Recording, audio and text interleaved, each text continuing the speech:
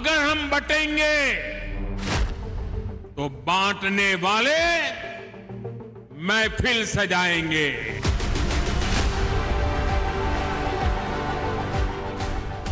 गलती से जीत गए मोदी, गलती से जीत गए। अब कैसा जीते? मैं तो नहीं था वहां पर, वरना बोलते बी टीम बी टीम।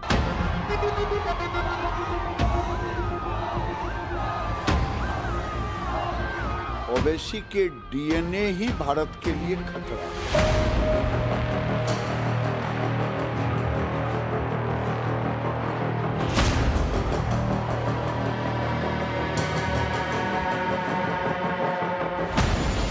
जरा समझो मेरी बात को, समझो मेरी बात को। मोदी को अगर हराना है ना, तो तुमको सबको साथ लेकर चलना पड़ेगा।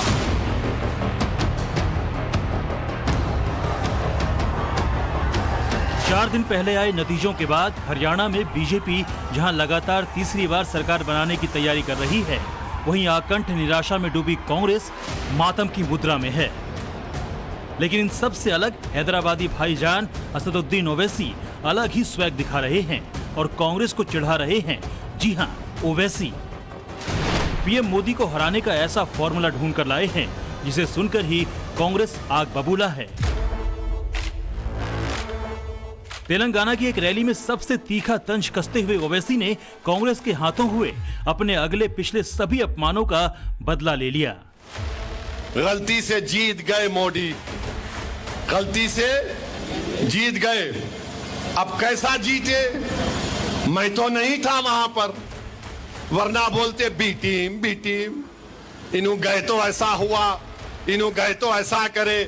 मेरे को बहुत से लोग बोले, मैं बोला बैठो यहाँ, थोड़ा बैठ के तमाशा देखेंगे अपन भी। ये झम्मक झक्का जो कर रहे ना, देखेंगे क्या होता। हार गए नो वहां पे। अब किसकी वजह से हारे बोलो आप? अब समझ में नहीं आ रहा इन लोगों को, हारने वालों को। अरे शेरवानी तो नहीं आई आप, सर पे टोपी दाढ़ी वाला नहीं आया भड़काऊ भाषण देने। हम कैसा हार गए?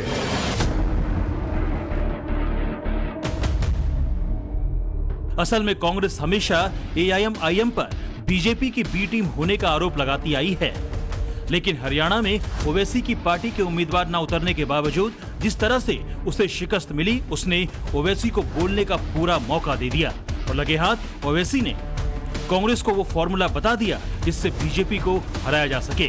वो फॉर्मूला क्या है और क्या ओवैसी का फॉर्मूला जमीन पर कभी उतर भी पाएगा, इस पर आगे बात करेंगे।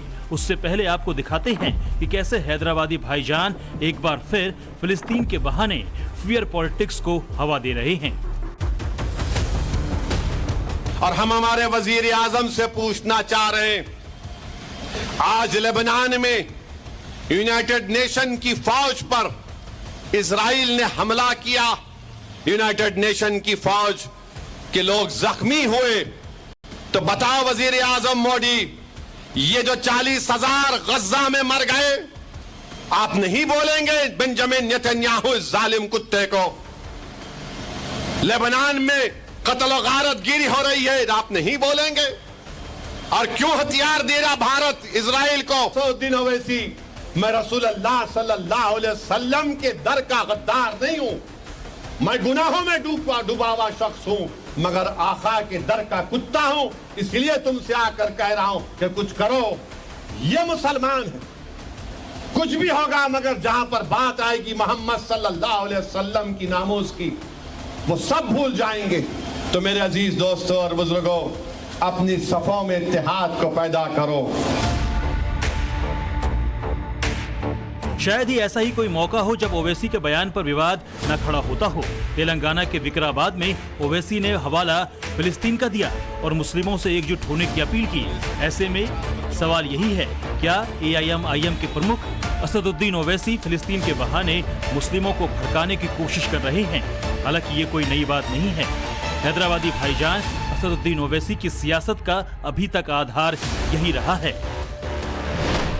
ओवैसी मुसलमानों को भड़काने में अक्सर लक्ष्मण रेखा लांघ जाते हैं। कभी देश को मोदी से खतरा बताते हैं तो कभी पूरी कौम को डराते हैं।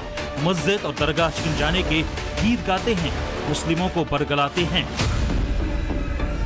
ओवैसी ने कुछ दिन पहले ही कहा था कि देश को मोदी और संघ प्रमुख मोहन भागवत से खतरा है, जिसका जवाब बीजेपी के फायर ब्रांड नेता गिरिराज सिंह ने अपने ही अंदाज में दिया है। ओवैसी के डीएनए ही भारत के लिए खतरा है। मोहन भागवत जी ने जो बात कहा वो 200% सही कहा। देश का लोकतंत्र ओवैसी तभी तक सुरक्षित है जब तक यहाँ पर सनातनियों का बहुमत है।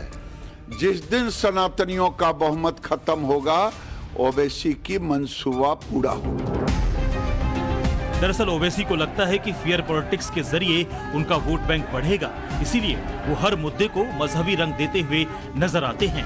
अतिक्रमण हटाने के मुद्दे को धार्मिक एंगल देते हैं, मुसलमानों को दरगाहें और मस्जिदें तोड़ने का डर दिखाते हैं।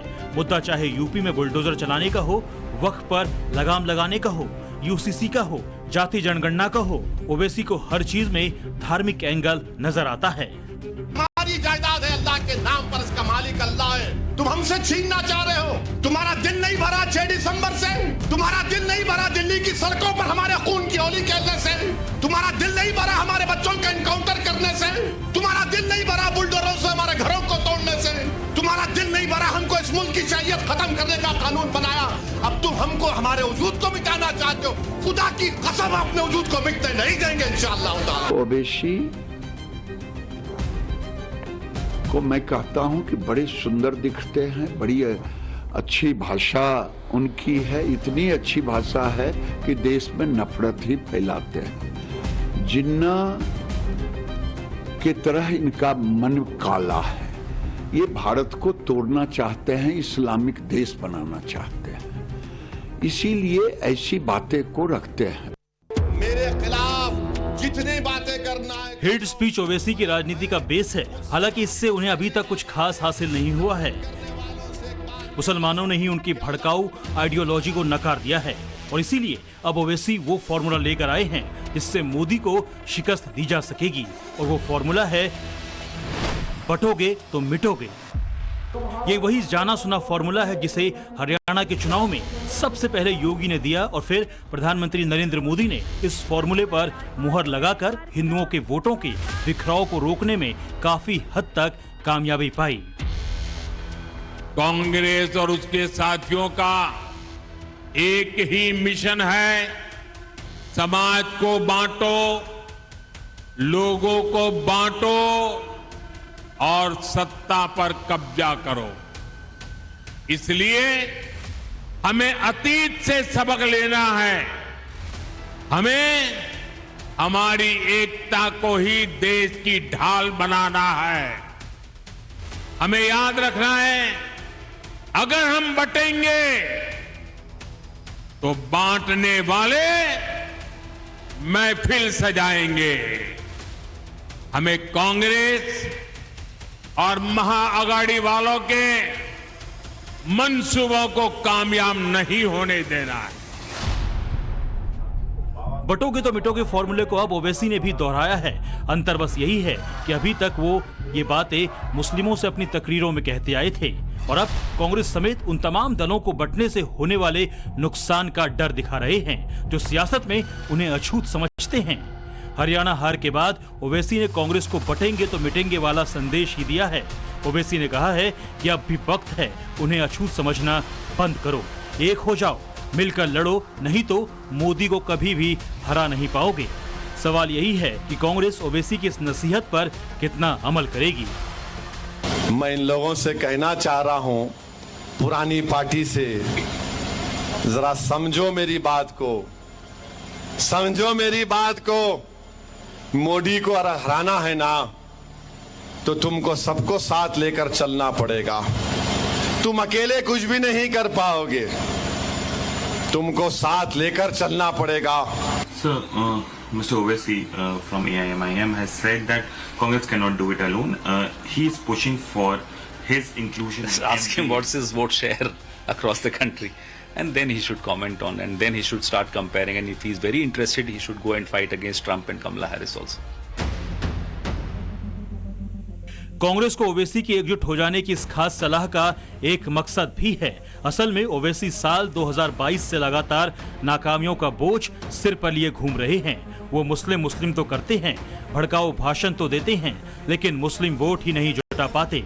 यूपी, उत्तराखंड, पश्चिम बंगाल और कर्नाटक विधानसभा के चुनाव में पूरा जोर लगाने के बावजूद वो कोई कामयाबी हासिल नहीं कर पाए। बीते लोकसभा चुनाव में भी उन्हें आधे फीसदी से भी कम वोट मिले। ऐसे में अब महाराष्ट्र का चुनाव है जो हैदराबादी भाईजान के लिए करो या मरो की तरह है। ओवैसी महाविकास अघाड़ी में शामिल होने के लिए पहले ही एड़ी चोटी का जोर लगा चुके हैं, लेकिन अब तक उन्हें किसी भी दल ने घास नहीं डाली है।